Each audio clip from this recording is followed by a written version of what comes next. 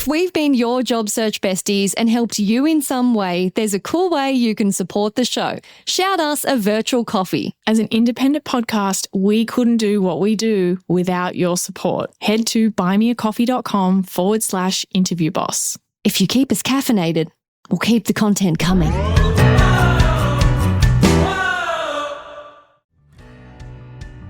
Like, they're doing this to slap you in the face. Like, they're doing this to shock you. They're doing this to get back at you for leaving, or like there's some kind of malice in what's going on. Hey, I'm not ruling that out. Maybe this is a horrible company. Hey everyone, and welcome back to Interview Boss. My name is Emma. I'm a radio journalist who's teamed up with my sister to give you advice, inspiration and support when you're looking for a new job. Sarah is a HR and recruitment professional, and together we're excited to give you guys all the tips, tricks and behind the scenes knowledge to help you in your career. Hey Em, and welcome back, our incredible listeners. We are always telling you to shoot your shot. So in every episode, we tell you about a listener who's done exactly that. This ep, we're shouting out Liz, who bought us 3 coffees to support the show. She said, "Thank you so much, Emma and Sarah. The job hunting landscape in Oz has shifted quite dramatically. I'm an experienced ICT professional in financial services with over 20 years under my belt. I'd always found it a breeze to get hired. It took me 6 months to find a gig, thankfully while working. It's become super competitive. There's tougher screening and interview processes, and one had to have a very specific skill set, almost had to tick every single box they listed.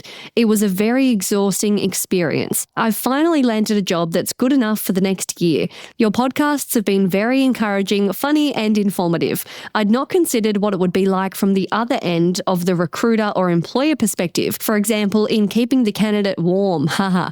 Also helps to not take it too seriously, right? For those who are still looking, I encourage you to keep going. It only takes one great interview outcome to unlock the next opportunity. Best wishes, Liz." Oh, how good is that? Such great encouragement for everyone, Liz.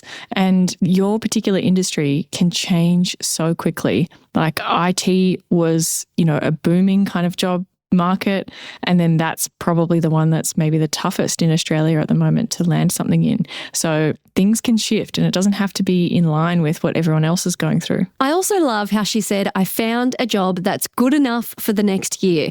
Not a dream job, not an epic, amazing job. Good enough in a really tough climate." And we put so much pressure sometimes on getting the dream role, but really just take it one decision at a time. What is the next best decision right now that I can take to get me closer to where I want to be? Yeah.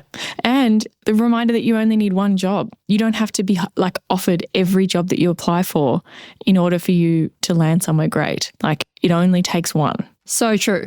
Before we get into this episode, if you need more help than we can fit in a podcast, go check out our website for free templates, coaching services, and our interview academy. This week, we are discussing counter offers and whether they're too little, too late, whether they're worth taking or that ship has sailed. And this was inspired by listener Christy. She said, "I'm currently in the middle of my 2-week notice.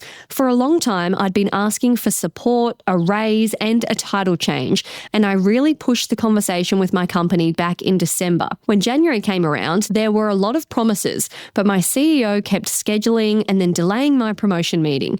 When the meeting finally happened, the tone felt more hostile than encouraging. I respectfully told her the conversation wasn't going in the direction I had hoped. Shortly after, I put in my 2 weeks because I had accepted another job, even though it pays a little less. Only then did they come back with a counteroffer, $20,000 more and any title I wanted. But at that point, I was already mentally done. Now they still expect me to finish out my 2 weeks and train the 2 new people they just hired. After almost 8 years with no real support or promotion, it honestly feels like a slap in the face. I'm incredibly angry, but mostly I'm just really hurt." Wow. I read this and was immediately like, we need to do an episode on this for Christy to really unpack all the things that are going on there. 8 years and all these delayed meetings, and then they counter offer her with any title she wants, only after she's got another offer. So frustrating. really brutal, like to go, I've been really pushing for this and it took until I've already made up my mind that I'm out of here for you to actually come back with something. Like, why couldn't you have done this 2 months ago and we could have skipped this whole process? And it takes a lot to mentally jump that hurdle of deciding like, I'm done now, because when you're a loyal employee, you've been there a long time, you've built your career there, you're fighting. It takes a lot to suddenly go, I'm not going to risk it and let this be pushed back again. I'm totally done. I'm tapping out. I'm searching. And then you accept a job only for them to have an awakening. Oh, perfect timing for them to finally have the awakening after you've been fighting the good fight. So triggering. Yeah. And I've seen this a lot, and I have some context that I thought I'd share on potentially why this can happen. Now, as we always talk about, like me talking about the reasons something can happen doesn't mean that I'm defending the fact that it did or that they should have done that at all. It just, I think it helps people sometimes to have that behind the scenes context of where this comes from. Like, what are they doing? What is their overall goal here potentially? So why this can sometimes happen? It can be that they didn't think you would actually go.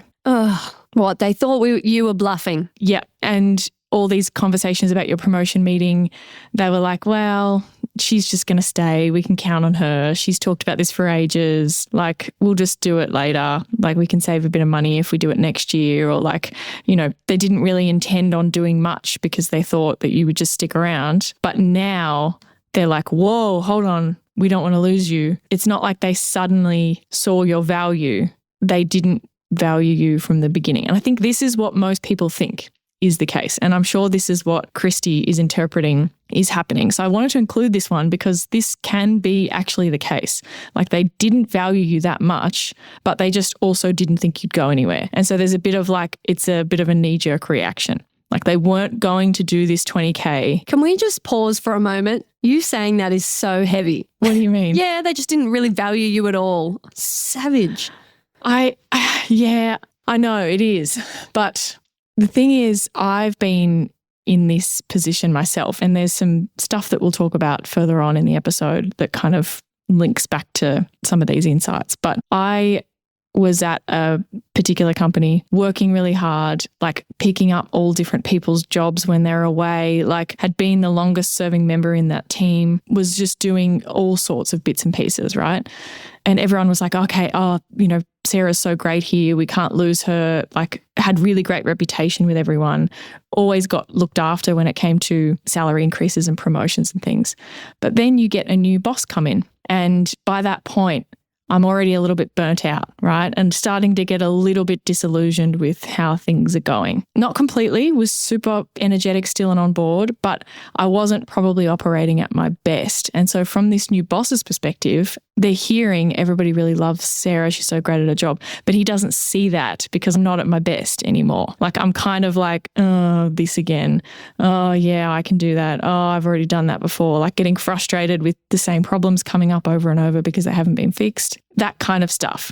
And then that person, like, I understand it, doesn't see me and my performance and my role in the team the same as what everybody else did because they haven't seen that evidence for themselves. And so when I say they don't see your value, it's not like they don't think you're worthy as a person or whatever. It's just that the belief that they have in their head is that these other people in the team are the real high performers and you're good. We don't want to lose you, but also they don't think that you are the be all end all. And they kind of think, oh, well, maybe I have a different opinion. It really can be just down to one particular person's opinion of you and how valuable you are to the team.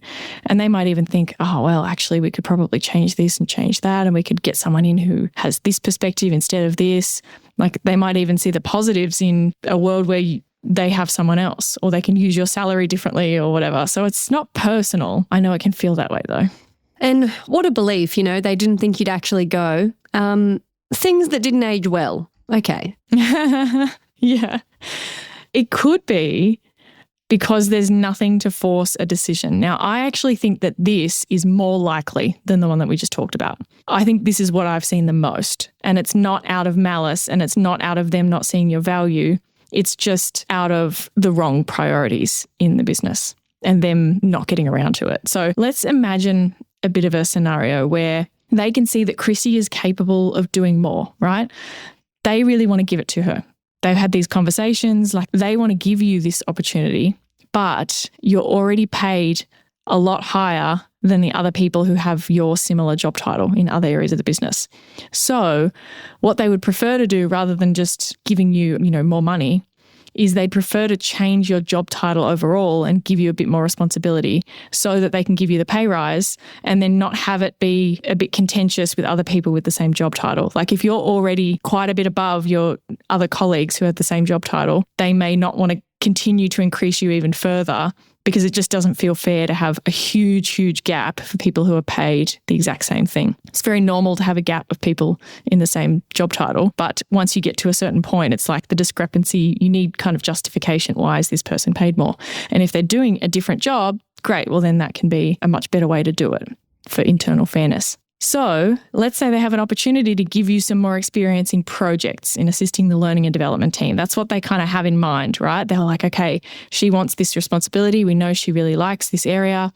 We're going to get her to start helping them out, and then we're going to promote her into an assistant role in that team or something like that, right? But then the manager of that area leaves. So they don't want to put you in to have you reporting to no one. Now that team's kind of falling apart.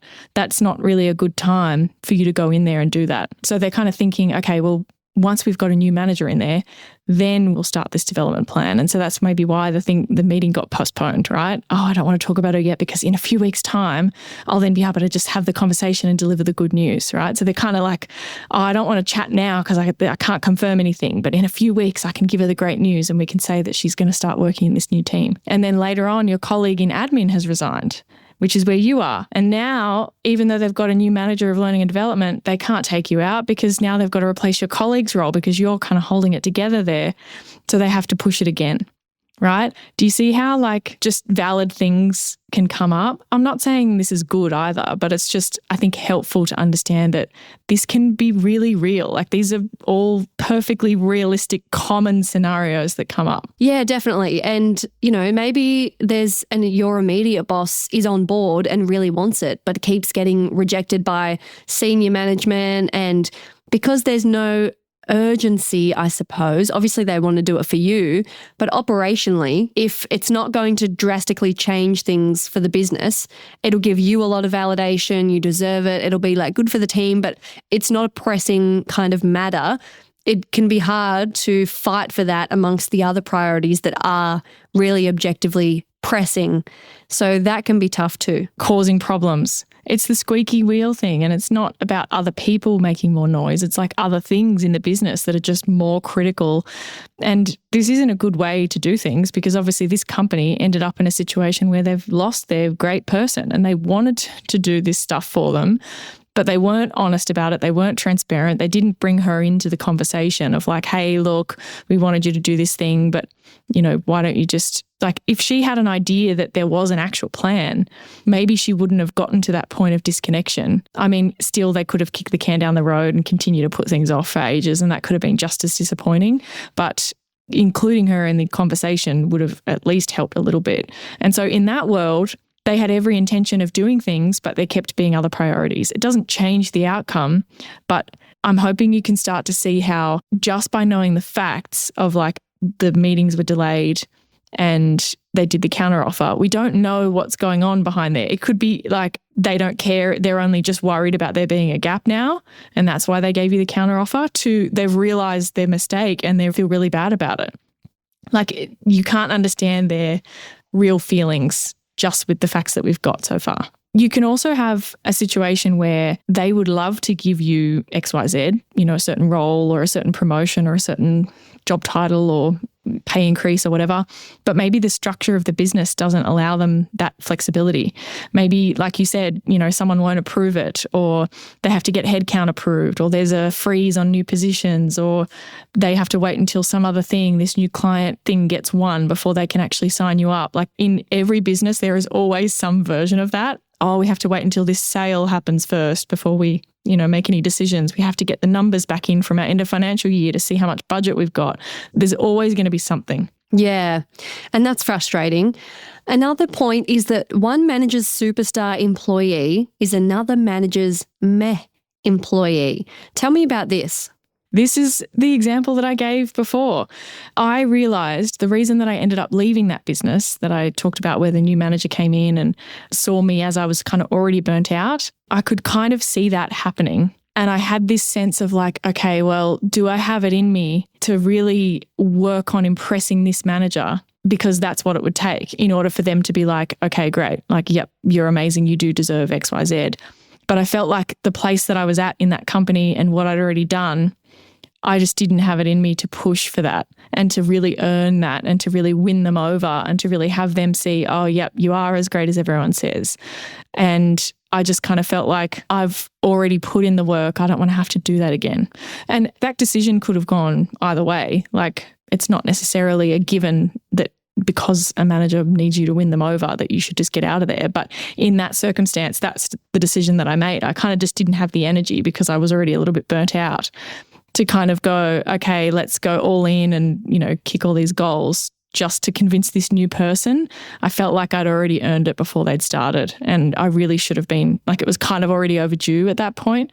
So it was going to make me feel resentful. So go where you're wanted was what I ended up settling on. That was kind of my mindset at the time, is like, I want to work for someone who already thinks that I'm great at my job. And like, I'm not having to kind of claw my way up into their good books, because everyone's a little bit different, but I'm the kind of person that works hard and is good at what I do and had a lot of confidence in that level that I was operating at.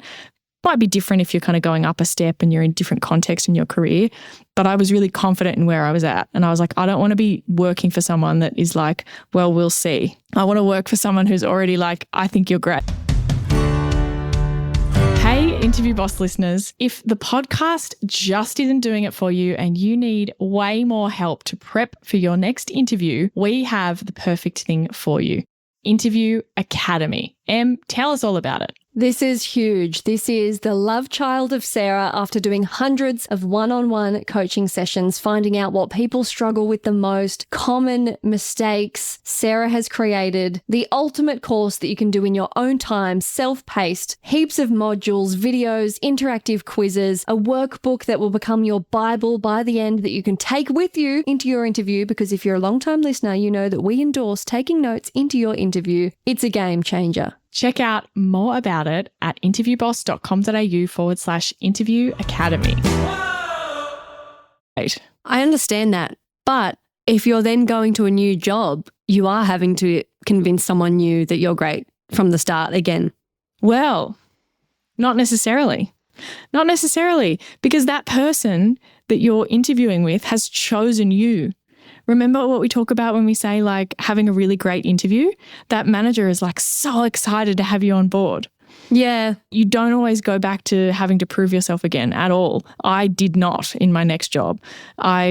Again, like, context is relevant here. I was at a seniority level where I didn't want to take the next step up. I kind of wanted to sit at a similar seniority level to where I was, but with a few things being a bit different about what I wanted to work on. And so I was like, well, I want to work for someone who is excited to have me on their team and who I'm not having to kind of go, hey, I deserve to do that, or I can handle that, or like, you should give me more responsibility. Yeah.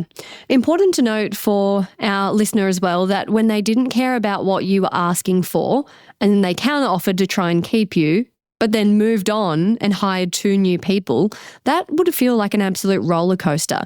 The counter feels like, wait, we want to lure you back in, we really need you, is kind of diametrically opposed to hiring 2 new people as well. Yeah, I really felt like as Christy was sharing her story, and she kind of said, and now I need to work my 2 weeks notice, and now I have to train these people, and like, you know, they didn't want to give me these opportunities, and then they were desperate to keep me, and then they hired 2 new people. It feels like, you know, what's going on? Like, I can't keep up with what they're doing and what they want.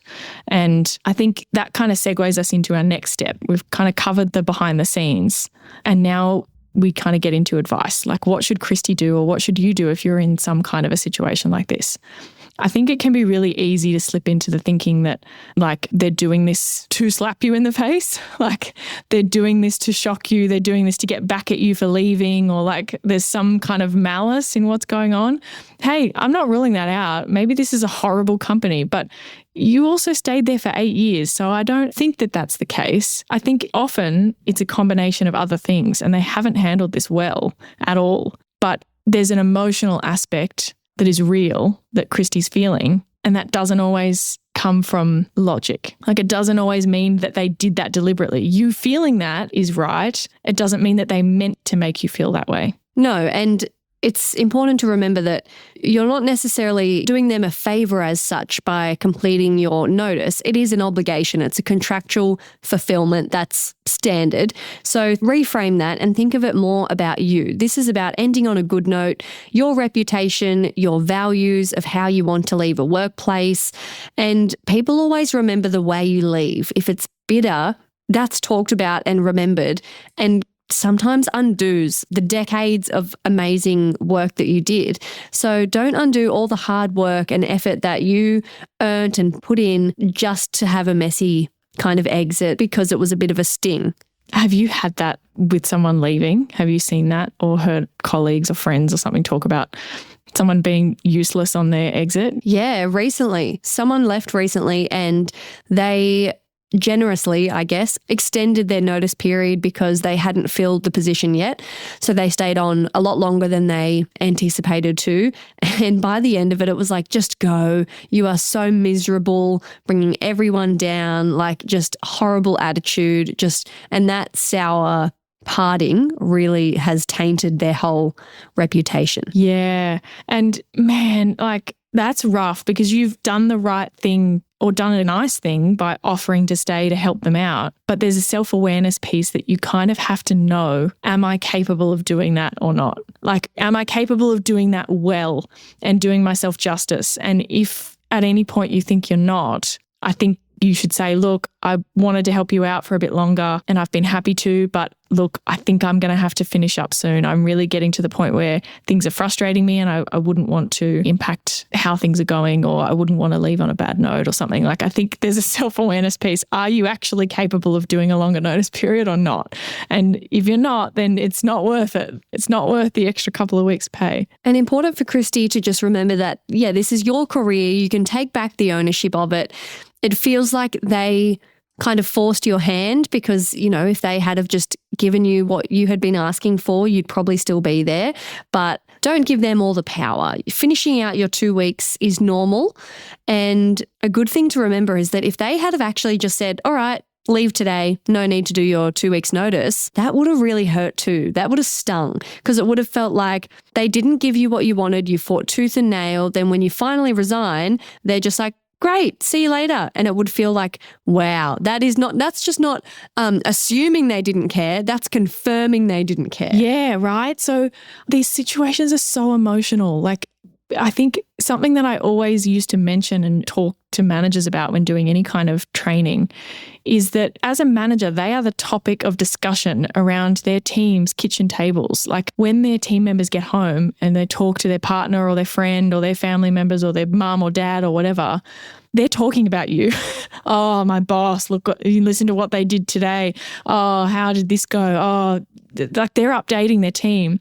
And I think it's pretty easy as a manager to forget that. And often these things, like I say, I'm not defending the behavior, but it doesn't come from an awareness of how it actually impacts the person. Because I think if it came from an awareness of how it's actually impacting a person, there would be different behavior involved. It's just like, oh, well, I've got other things to do. You're just an item on their to-do list. They're not thinking about the fact that this is your whole life and that their decision or their lack of decision or their delaying or their telling you can just leave or whatever really impacts your life and everything that's going on in it, all the conversations you're having with everyone in your life.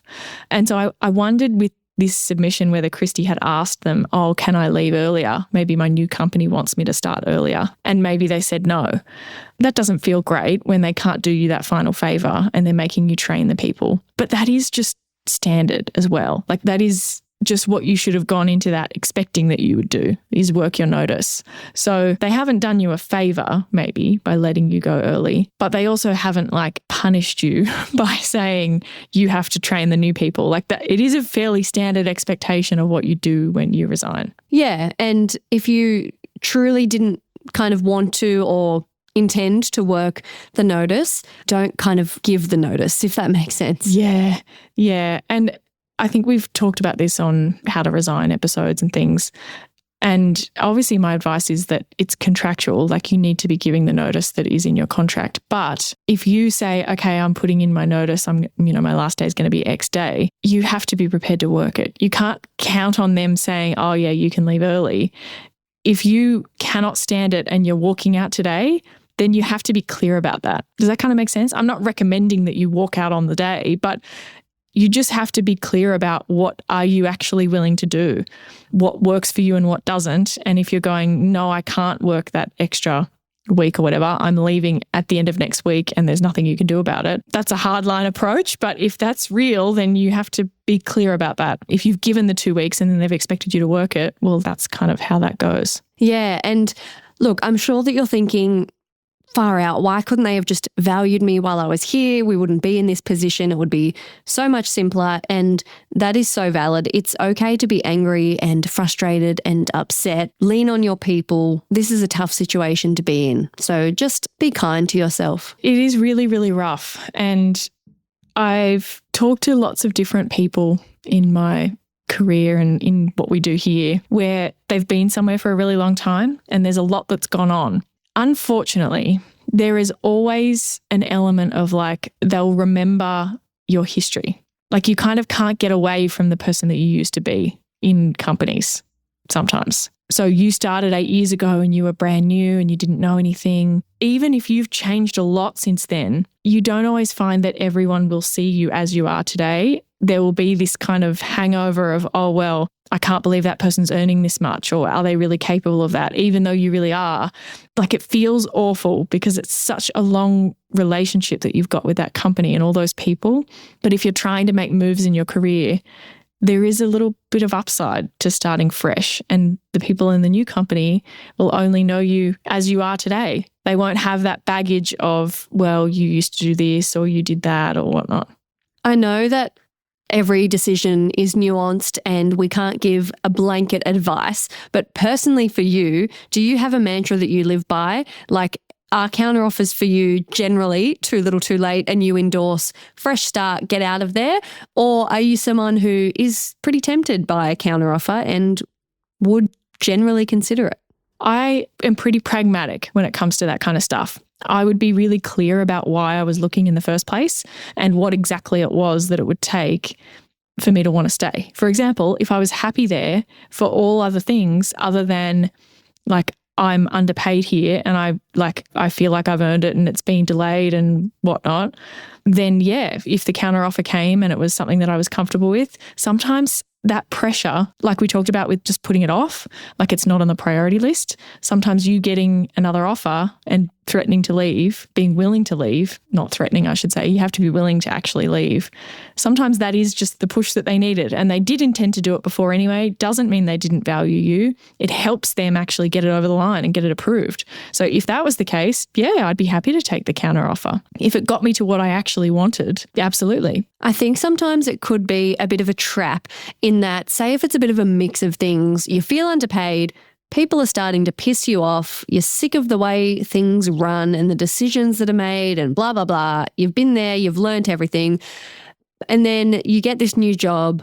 It's amazing. You're excited. Then you get a counter offer and it's like significantly more money. I could see myself like, that's a bit of a trap sometimes where you could start to go, oh, well, they're matching the new salary. Like maybe I do stay. I did, I'm not super unhappy there, but really, if you ask yourself, yeah, you're starting to forget all the reasons that you wanted to leave. Yeah. So I think it's important to take away the money and forget about the money for a second. Think about actually, would all those other factors still come into play? Would they still annoy you? And that was the defining decision for me in this example that I've been talking about of leaving. Let's say that new boss did say, yep, you're right. Prior to me being here, you've done so much. You're already operating at this level. Here's this title. Here's this, salary increase. I really felt like I would still not be in the position with that boss in terms of how he saw me as like a right-hand go-to person.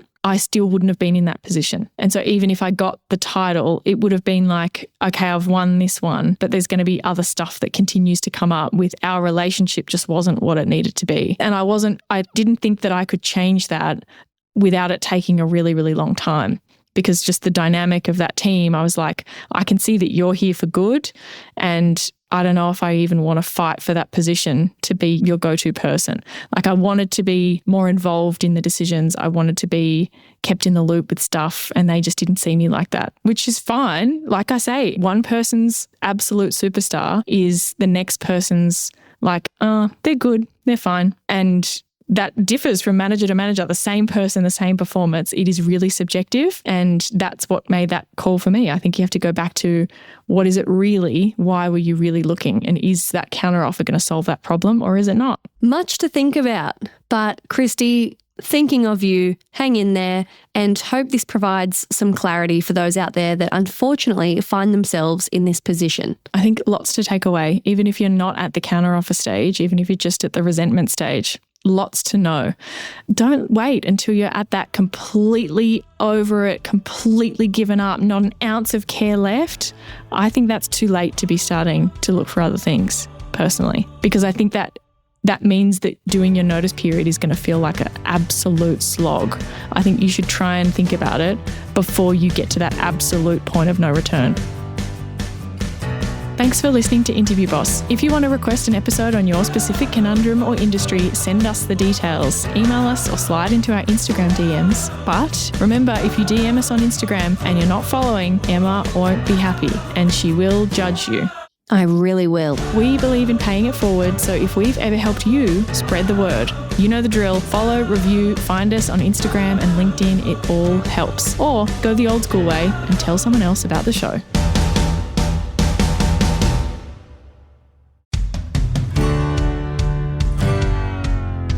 Can you believe we started Interview Boss in 2021? Not really. It's insane. That's a lot of episodes and a lot of hours of talking. Oh my gosh, it is. And if you're scrolling through all of our episodes, you might scroll straight past something that you really, really needed. Yes, we're always getting messages from people asking us to do an episode on something, and I'm like, we already have. So we've put together playlists to help you find the episodes that are exactly what you need, suited to your situation. They're all categorized. If you're applying for jobs, we have episodes about resumes, cover letters, job ads. If you've been offered your dream job, we have episodes on resigning, exit interviews, and how to impress at your new company. And we even have a very special playlist that's very popular for if you have an interview coming up immediately and you need just our most recommended hard-hitting episodes between now and then. For all our last-minute listeners. It's all there for you. You can browse by category and check out all the playlists at interviewboss.com.au/podcast.